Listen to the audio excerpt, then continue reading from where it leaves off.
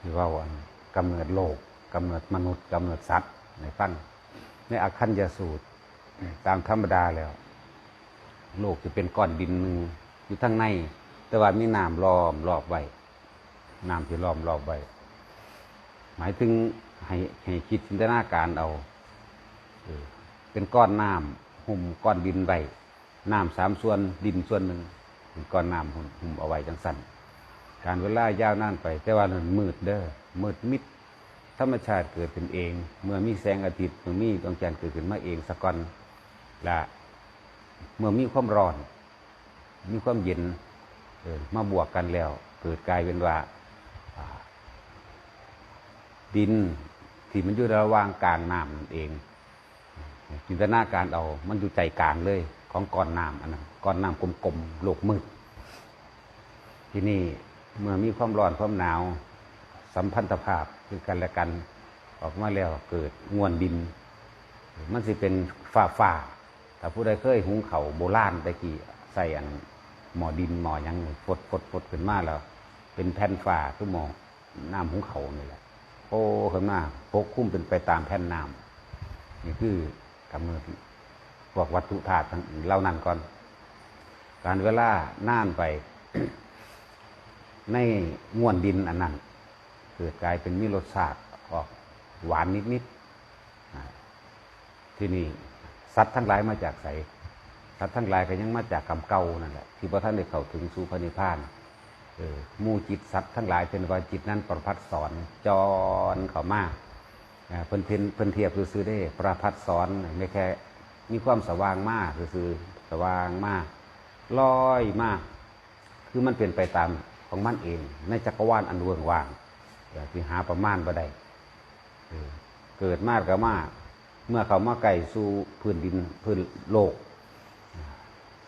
เมื่อเขามาไกลพื้นโลกแล้วก็พากันลอยมาเบิ่งว่าสิ่งนี้มันหยังคืองอนดินสัมผัสว่าจะเกิดอาการรสชาติหอมหวานดีเลยติดใจนั่นเห็นบ่ตัณหาบวกล่ะมีความอยากติดใจในรสไม่รสอาหารหรอกในรสตัวนั้นแหละแล้วก็ลั่งไหลเข้ามาซิ่มกันหลายขึ้น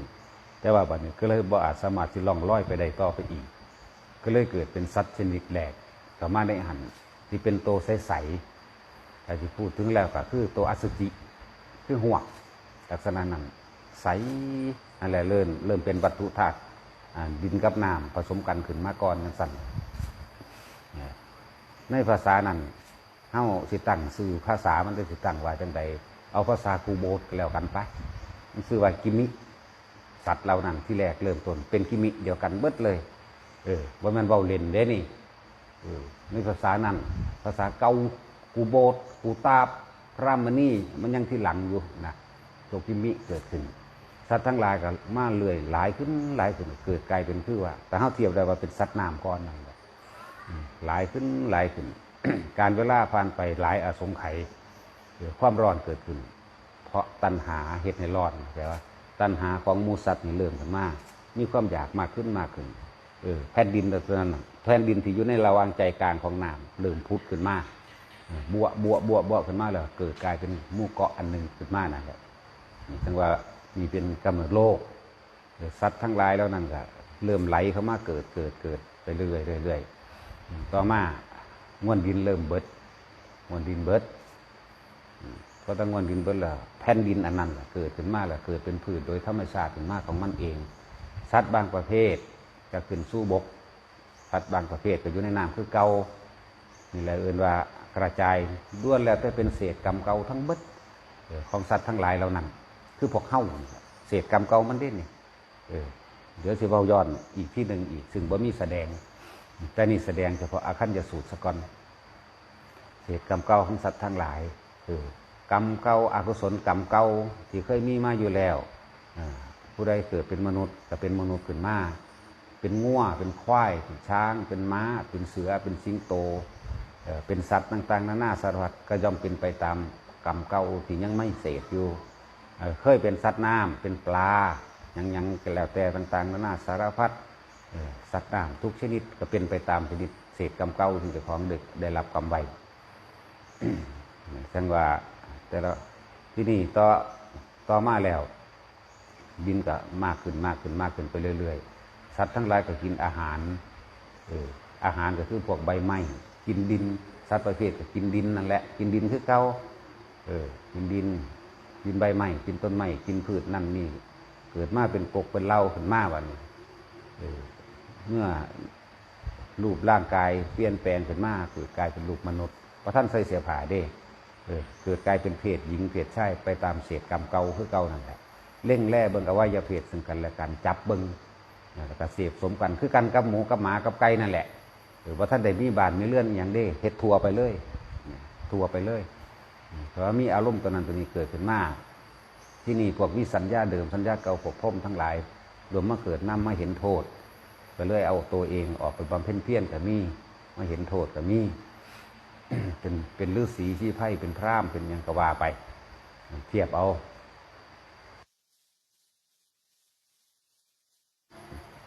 เรียกว่าพวกพ่มมาเกิดนั่นแหละพวกที่นี่จิตใจสำนึกสามัญจะสำนึกขึ้นมาอยู่นะเลยมาสั่งสอนนั่นนี่ที่นี่พวกนั้นก็เกิดความรังเกียจไล่ทุบตีกันโดยค้อนไม้และก้อนดินท่อนไม้และก้อนดินเทือกเสพสมกันนั่นแหละสัตว์ทั้งหลายมันก็คือไก่นี่แม้ว่าตั้งแต่ขึ้นกันปั๊บโหลดนะคือกันแหละกับไก่นะทัวไปทัวเลยได้ก็เลยเกิด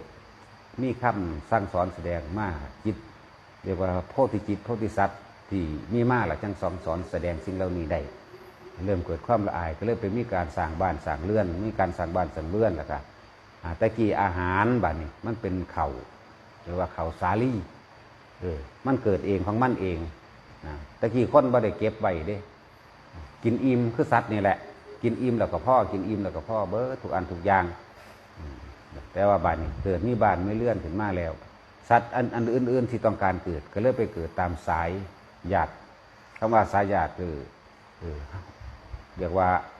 เรามีกรรมเป็นเผ่าพันธุ์เรามีกรรมเป็นทายาทนี่เกิดไปตามที่เคยกระทำกรรมรวมกันประเภททำกรรมรวมกันกับหมู่สัตว์น้ำก็ไปเกิดเป็นลูกของสัตว์น้ำกำเนิดซีพวกสังเชษชะเกิดในตะไคร่น้ำเกิดในน้ำที่เน่าขี้ซีกบรรเทาไวขี้ซีกน้ำเน่าน้ำเสียตัวพวกสังเชษชะนี่กำเนิดหนึ่งกำเนิดสองอันทชะเกิดในไข่พวกที่เคยมีกรรมเก่าที่มาเป็นนั่นเกิดไปเกิดในไข่นั่นกันคันทัพพะเกิดในคันพวกที่มีสัมพันธ์น้ำกันมานั่นแหละเพื่อกระทำกรรมรวมกันมิตรเป็นทายาทกรรมก็คือคันทัพพะเกิดในคันคือคนคืองัวควายหมาหมูพวกนี้โอปาติกะนี่สิอุบัติที่หลังดอก อุบัติที่หลังจากพวกบำเพ็ญเพียรที่เคยได้ชาติมาก่อนไปอุบัติขึ้นที่พรหมโลกต่างหากนี่จังนี้เข้ามาโอปาติกะเกิดขึ้นมากนี่คนทั้งหลายก็เริ่มเบียดรังแกกันเริ่มแบบว่าเลือกกันเป็นคู่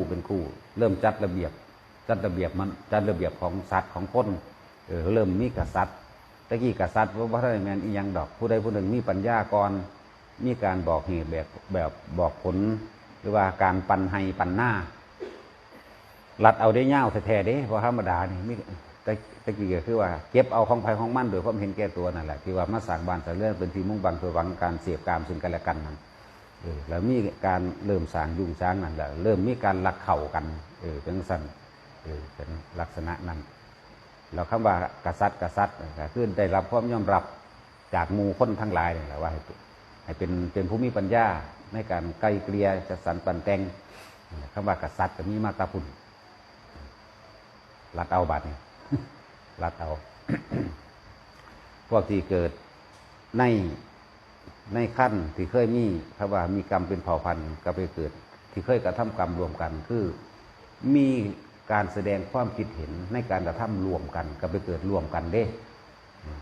เกิดในเป็นญาติสายโลหิตไปนั่นแหละ